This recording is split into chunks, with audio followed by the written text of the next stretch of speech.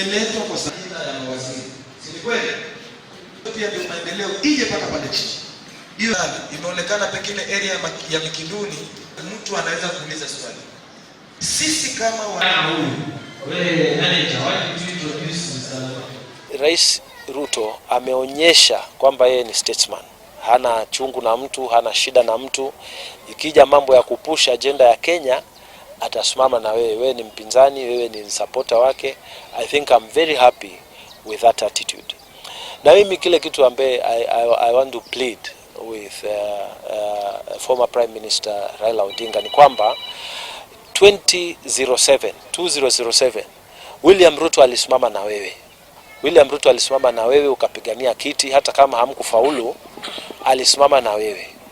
Hesabu miaka 17 baadaye William Ruto amesimama na wewe tena in 2024, anakusaidia ukue African Union Commission Chairman.